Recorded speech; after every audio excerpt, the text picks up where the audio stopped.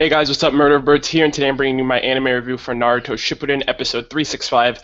Very good episode, a lot of content. I felt like it was a bit rushed halfway through with the whole Sasuke Orochimaru thing and that whole deal. This episode was also worth 3 manga chapters, so I also thought that was pretty cool too. But really good in terms of the battle at the beginning, the feels in between, the battle scenes.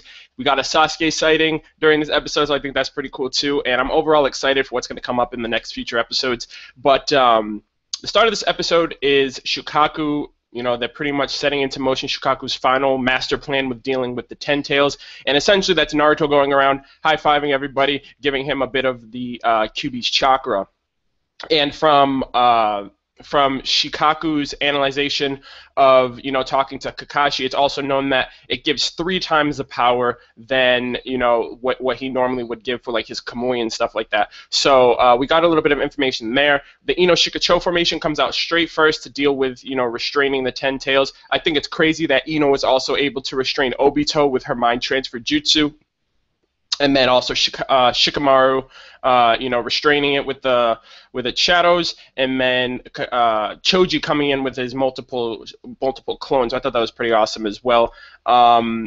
The plan seems to be working. It seems to be, working fruitlessly, working effortlessly. I like the one part where Kurama was explaining how Naruto distributes his chakra to everyone on the battlefield, and I kind of took it like Naruto becoming like a Wi-Fi router in a sense. Like, instead of giving internet to everyone around him, he's just giving everyone Kyuubi chakra. So I thought that was pretty funny to start off with.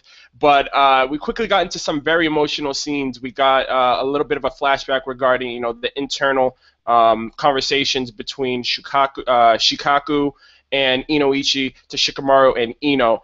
And I really felt bad because it was like these guys were definitely going out, and these were their last final words, and they were just saying farewell to their kids. Ino was crying, and I think it was the music that ultimately did it for me on an emotional standpoint, because the music just worked. It worked so well.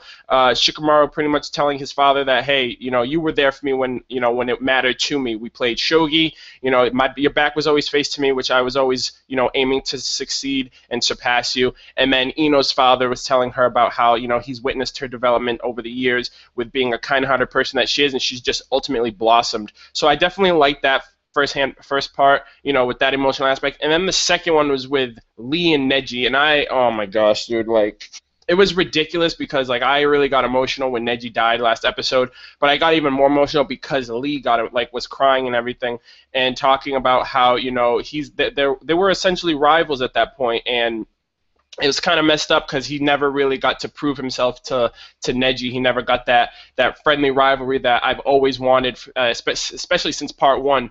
During the tuning exams. But we got that flashback, and then Neji was pretty much telling Lee, hey, I know that, we've had our differences and such, but I really would like to see someday your ferocious fist going up against my gentle fist. And I was just like, God damn it, like, why? Why did Neji have to die? Like, my favorite character too, not just that, but it's like, I don't know, but I like that. I like the emotional aspects of this episode. Lee was really down on himself because of the fact his rival is no longer alive. But one good thing that came out, a silver line that came about it, was Obito talking down. I love Obito's villainy. It's really continuing to impress me. The fact of him telling Naruto, he's like, yeah, it's that kind of bond that turned me. So, bonds are essentially a curse, and your friend died a pitiful, worthless death, and you guys, like, pretty much just being what a villain is supposed to be, villainous, talking down, and all that stuff. And Naruto just reassures, he's like, no, Neji's will is not dead yet. And the chakra bird symbolism was just phenomenal. It had the Ten Tails, like, arms in the ground representing the cage, and then the Shinobi Alliance representing a caged bird, essentially the lifestyle of the second branch, or the lifestyle that Neji once lived. And then the bird just breaking free of the cage, essentially saying, hey, we're no longer, Neji's not a caged bird, Neji's free at this point. And as long as we remember him, as long as we fight with him in mind, his will live on, and he will essentially live on in us. Naruto also gives that little pep talk to Kakashi about that, like, stating that, ninjas are supposed to endure, they're supposed to persevere, and our wounds are a grave example of the fact that we still have those that live on inside of us. So that was a very good the first half of the episode was actually really awesome. Naruto throws his Rasen Shuriken, Lee goes in on Madara, and they sever the connection for Obito and Madara to the Ten Tails. Now, I think this is going to be problematic because the Ten Tails now has no control. Obito and Madara have been controlling it, giving it power and stuff like that, but now it has no host, so I feel like it's going to run rampant at this point. So that's pretty much how the first part of the episode went out for me. The second part, we got that Sasuke sighting, and the Sasuke sighting was actually pretty awesome too, because when he goes back to the Leaf Village, one thing that stood out to me right when they reached the Leaf Village was he did the same thing that Naruto did. When Naruto first came back after his 3-year training with Jiraiya, he jumped on top of that giant water tank looking thing, and he's just overlooking the village like, oh my god, I'm back. He's pretty much reminiscing, thinking about everybody. And Sasuke did the same thing. He went on top there and he was just thinking, like, he hasn't been to the Leaf Village since he left with the Sound 4, and I was just he must have been going through so many emotions regarding his overall goal to destroy the village, Itachi, his clan, his comrades, Team 7, Konoha 11, all that stuff. So I definitely liked how he instinctually, he just was like, I'm just going to give myself a little time. And Orochimaru also mentioned that, he's probably quelling, his deciding factor of, is he going to deal with the Leaf Village? Is he going to destroy it? Is he going to go to the battlefield? Is he going to help Naruto? Is he going to, what's he going to do? So I definitely like that. But moving on with the plans of Orochimaru, long story short, Orochimaru gets the mask from the Uzumaki clan, goes to the Nakano Shrine in the Uchiha clan, summons the souls, summons the Reaper Death, uses the Reaper Death seal, cuts his stomach, and releases the souls of the 4 Kages, along with his arms, uses the Zetsu as host, and pretty much Edo Tensei's the 4 Hokages, Hashirama Senju, Tobirama Senju, Hiruzen Sarutobi, and Minato Namikaze. Now, this was extremely shocking if you haven't been already watching the opening through every single episode that's happened so far. So I definitely think that it was definitely not really shocking to anybody because it was heavily spoiled in the opening. But I'm definitely looking for it. I'm definitely excited because now, Sasuke is going to have his chance to have that, that contemplating mind, that question asked of what's a shinobi, what's a ninja, and all that stuff. Essentially, he's going to ask those who have been in the shinobi timeline of history, and pretty much they're incarnated. The history of the shinobi world is standing right before him. Now, regarding, things that went down this episode, I have two things that I'm really thinking about contemplating. Number one, Orochimaru. Like, what is he plotting?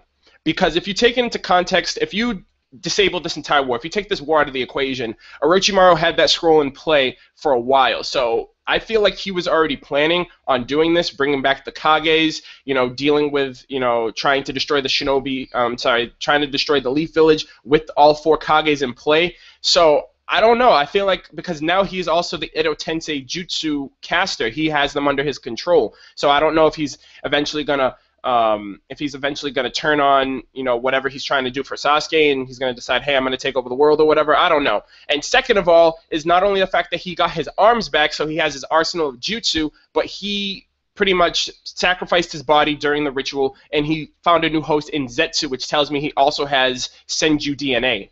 So not only does this dude have his arms, he's got his entire ninjutsu arsenal, on standby, but he's also a lot more stronger, a lot more formidable, a lot more durable with the fact that he has Senju DNA. He has a lot more stamina and all that stuff. So I don't know. I really don't think Orochimaru is a snake. He's a snake, so it's like that's what you are. Like that's even what you personify. Like with your jutsus, you're a snake. So it's like I don't know. I feel like this dude's just gonna come out the woodwork and just take over or do something. I feel like he's not really doing this for Sasuke. But ultimately, I'm really excited for what's going to happen in the next few episodes. Through the preview, we also got a flashback of Hashirama and Madara. So it seems like we're going to go in a little bit of a flashback regarding, the order and how things turned out among the shinobi history. Madara versus Hashirama was also signified in that preview, so I'm really excited for that. But ultimately, this episode was really awesome. Like I said, the first half was really good for the feels, for the battle, for the intensity. Second half was, I felt a little bit rushed, even though everything was executed sequentially in the manga. I don't know. For me personally, I just felt like it was a little bit rushed. I was expecting it to be 2 episodes, not necessarily everything being done in 1 episode. But that's all I've got for this review, for this video. Let me know what you guys thought about the about the episode, what you guys liked, what you're looking forward to, and all that stuff. Leave your thoughts in the comments. I'll get back to everybody. But that's all I got for this video. I hope you guys enjoyed. If you did, leave a like and subscribe if you're new to my channel. And I will catch you guys next week. Take care.